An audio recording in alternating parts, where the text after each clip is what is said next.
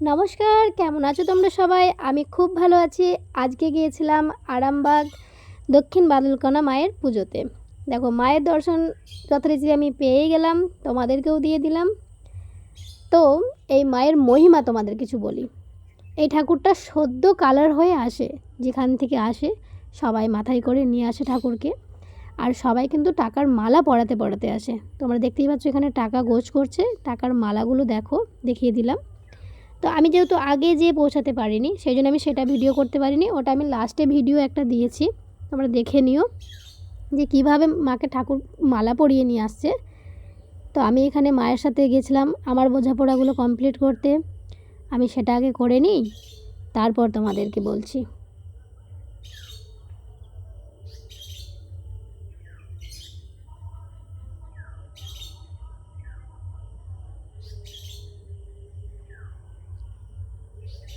দেখো, এদিকে ফল কাটা চলছে। আর যেটা বললাম যে এটা সদ্য কালার হয়ে মা কিন্তু সবারই মাথায় চড়ে আসে, মানে মাথায় সবাই নিয়ে আসে। তো ভীষণ বৃষ্টি হয়, মানে এই পুজোতে বৃষ্টি হওয়াটা হচ্ছে মেন ফ্যাক্ট। বৃষ্টি হতেই হবে। তো কিন্তু একটু কোনো বৃষ্টির জলে ঠাকুরের কালার বলো, গায়ের রং বলো, কিচ্ছু নষ্ট হয় না। আর এখানে সবাই কত মালা দিয়েছে, ঠাকুরকে একবার করে পরিয়েছে আর খুলে এখানে রেখে দিয়েছে। কিছু কিছুর মালা তো প্যাকেটই ওপেনিং হয়নি, সেগুলো অলরেডি ফেলা গেছে। এত ওয়েস্ট করার কোনো মানেই হয় না। তো দেখিয়ে দিলাম তোমাদের। ঠাকুর আসার পরে ঠাকুরের চলছে সাজ পরানোর।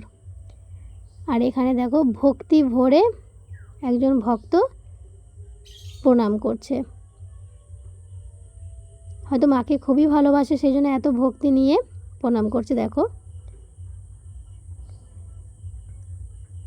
তোমাদেরকে দেখাবো একটার পর একটা মায়ের রূপ। মানে যত মা জিনিস পরছে, সাজছে, তত কিন্তু তার রূপের পরিবর্তন হচ্ছে। সেটাও কিন্তু আমি তোমাদের সাথে শেয়ার করবো। দেখো পাটা কত সুন্দর লাগছে।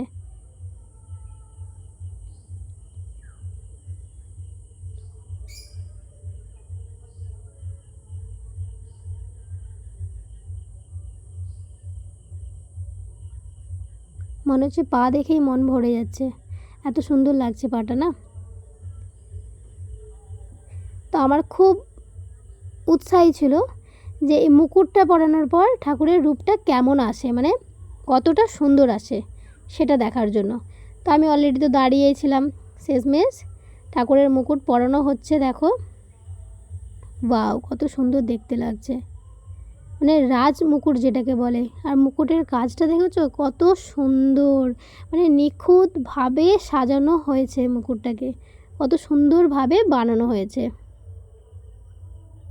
যেহেতু মুকুটটা খুবই ভারী, রাখা যাবে না, সেজন্য ভালো করে কিন্তু এটা আটকানোর চেষ্টা চলছে, যাতে পুজো চলাকালীন কি পরে যখন ঠাকুরকে নিয়ে যাওয়া হবে তখন যাতে মুকুট খুলে না পড়ে যায়, তার জন্য কিন্তু ভালোভাবে আটা চলছে।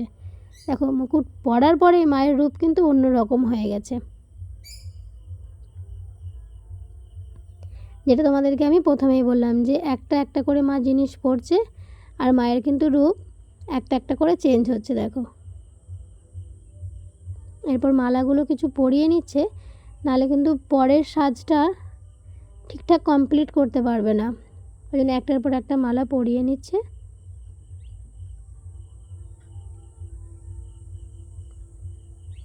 আর এটা ছিল মায়ের মন্দির। কত সুন্দরভাবে মায়ের মন্দিরটা সাজানো হয়েছে। বাইরেটা দেখে নিই কত লোক এখনও উপস্থিত আছে। এখন প্রায় 11টা বাজছে, কিন্তু পুজোর এখনও কোথাও কিছু শুরু হয়নি। এদিকে দুদিকে দুটো স্টেজ বানিয়েছে দেখো, আর সেই লেভেলে চলছে বাজনা। অনেক রকমের এখানে বাজনা হয়েছিল, একটার পর একটা বাজনা বাজানো চলছে, আর সবাই এখানে নাচ করছে। কত লোকের উপস্থিত এখনও। এখানে একটা কথা বলি, তো এখানে কিছু কিছু মানুষের ব্যবহার আমার খুব খারাপ লেগেছে। মানে কিছু পুরোহিত মশাই থেকে কিছু কমিটির যে লোকগুলো ছিল, মানে পুজো কমিটির যে লোক, তাদের ব্যবহার আমার খুবই খারাপ লেগেছে। কিন্তু সবার ব্যবহার খারাপ ছিল না, কিছু কিছু মানুষের। সবাই কিন্তু ঠাকুরকে দেখে একটা করে মনস্কামনা পূরণ করার এটা কিন্তু একটা সুযোগ, করে দেখতে পারো ট্রাই করে। যে সত্যি সত্যি ঠাকুরের মহিমা কতটা। আমি তো শুনেছি অনেকটাই। তো আমরা এখানে খুবই গরম লাগছিল, ওই জন্য একটা করে সবাই আইসক্রিম খাচ্ছিলাম। আর আইসক্রিম খেতে খেতে আমি সবার সাথে একটুখানি করে ভিডিও করছিলাম। আর এখানে আমার দিদির মেয়ে তো লজ্জাই পেয়ে গেল আমার কথা শুনে, মুখ ঢেকে নিয়েছে দেখো। তারপর আমি মাকে বললাম, মা কি সুন্দর করে এসে আমাকে একটা পোজ দিল। তারপর আমি দিদিকে বলছি আইসক্রিম খা, আমরা দুজনে খাচ্ছি, তুই খা। তারপর দিদিও আইসক্রিম খেলো। এটা হচ্ছে জামাইবাবু। আর এই আইসক্রিমের ট্রিট হচ্ছে এই দিদি দিয়েছে, সবাইকে আইসক্রিম খাইয়েছে। আর দেখো আকাশ এর মধ্যেই ক্লিয়ার ছিল, কিন্তু যেই ঘট উঠতে যাওয়ার সময় হলো, ঘট উঠতে আসার সময়, যাবার সময়ও কিছু ছিল না, আসার সময়তে দেখো কি পরিমাণে বৃষ্টি। এখানে গাছ বম দিয়েছে, দেখো কি সুন্দর দেখতে লাগছে। আর এখানে সবাই এসে এসে ছাগলগুলো বেঁধে রাখছে। এখানে ঠাকুরমশাই পুজোয় বসে গেছে।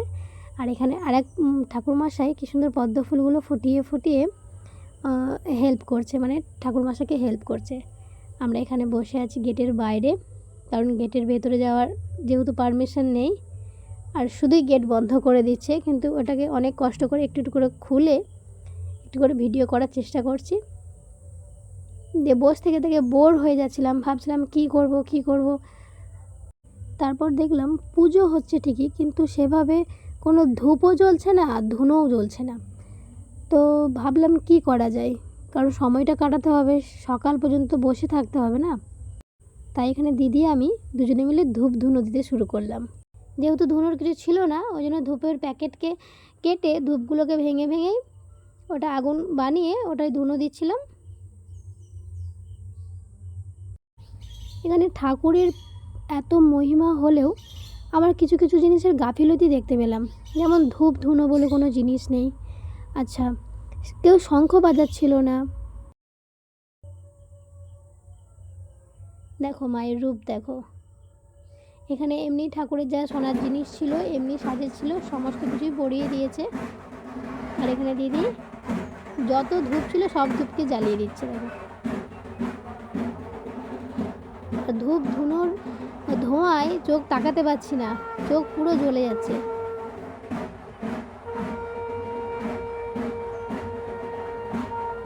এখন বাইরে কত লোক বসে আছে।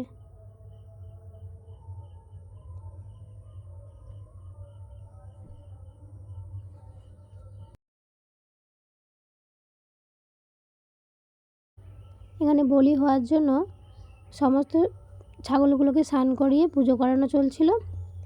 এখানে পুজোয় বসতে 12টার পরে পুজোয় বসেছে। এখন দেখো পুরো সকাল হয়ে গেছে, এখন মানে 6:30 7টা এরকম বাজছিল। তো তখন ছেদ আরম্ভ হয়েছে দেখো। এখন পুরো আকাশ পরিষ্কার। 1 মিনিট পরে দেখবে আকাশের পরিস্থিতিটা কী। মানে ছেদ 1-2টো ছাগল কাটা হয়েছে, হঠাৎ করে কোথাও কিছু নেই, আবার শুরু হয়ে গেছে বৃষ্টি। যেমন ঘর ডোবাতে যাওয়ার সময় পুরো মেঘ পরিষ্কার, কোথাও কিছু নেই, বৃষ্টি আরম্ভ হয়ে গেছিলো। এখানেও সেম। মানে এই পুজোটার হচ্ছে মেন বিশেষত্ব এটা, বৃষ্টি হতেই হবে, সারা রাত্রি ধরেই বৃষ্টি হয়। আর এখানে দেখো বৃষ্টির জলে কেমন ধুয়ে যাচ্ছে, ছাগল কাটার যে রক্তটা আছে সেটা ধুয়ে যাচ্ছে। আর এখানে সবাই মিলে কী করেছে, স্নান করে যেমন সেবা কাটে সেরকম সেবা কেটে নিচ্ছে, যে যার মনস্কামনা পূর্ণ করছে। তারপর আমি উপরে এসে দেখলাম আরতি শুরু হয়ে গেছে। প্রচুর বৃষ্টি হচ্ছিলো, ওই জন্য আসতে পারছিলাম না। তো যাই হোক ভিজে ভিজে ওপরে আসলাম, এসে দেখলাম আরতি শুরু হয়ে গেছে। তোমরা সবাই একটু আরতির তাপ নিয়ে নিও। আর এখানে দেখলাম সব গামলায় গামলায় এখানে বাতাসা রেখেছে, মানে যদিও বৃষ্টি হচ্ছিলো, ছড়ানোর কথা জায়গা ছিল না, তাও মন্দিরের মধ্যেই ছড়াচ্ছিল, ওই বৃষ্টিতে জল কাদার মধ্যেই, সেটাই সবাই কুড়াচ্ছিল। আর একটা অন্যরকম জিনিস দেখলাম, চাল ভাজা। এটা কিন্তু আমি আগে কোথাও দেখিনি, এই ফার্স্ট টাইম দেখলাম যে চাল ভাজা দিয়ে ঠাকুরের পুজো হয় বলে। এখানে ফলগুলো সব কেটে রেখেছে, আরও অনেক ফল ওইদিকে কাটা আছে, মানে সেই দুয়ারে যেখানে কাটছিল সেই দুয়ারের মধ্যে অনেক ফল কাটা রয়েছে। সারা রাত্রির জন্য সবই ফল নষ্ট, প্রায় অত ফল কাটাও ঠিক না, মানে অত ফল কেটে বেকার বেকার নষ্ট করার থেকে গোটা রেখে দিয়ে গোটা গোটা দিয়ে দেওয়াটাই মনে হয় ভালো ছিল। যাই হোক কিছু করার নেই। তো এখানে চলছে হোমের কাজ চলছে। তো হোমের কাজ তোমরা দেখতেই পাচ্ছ। দুজন ব্রাহ্মণ মিলে এখানে হোমের সমস্ত কিছু তাড়াতাড়ি করে কমপ্লিট করে নিচ্ছে। প্রায় 8টা যেহেতু বাজতেই যাচ্ছে, সকাল 8টা, 15-20 মিনিট ধরে চাওয়ার পরে শেষমেশ একটা ফুল পেলাম, মানে ঠাকুরের আশীর্বাদী ফুল পেলাম। যাই হোক, এটা নিয়েই বাড়ি যাই। দেখো ঠাকুরকে এভাবে মালা পরিয়ে কাঁধে করে নিয়ে যাচ্ছে মন্দিরে। দেখা হবে পরে আবার একটা ভিডিওতে। ততক্ষণের জন্য সবাই সুস্থ থেকো, ভালো থেকো।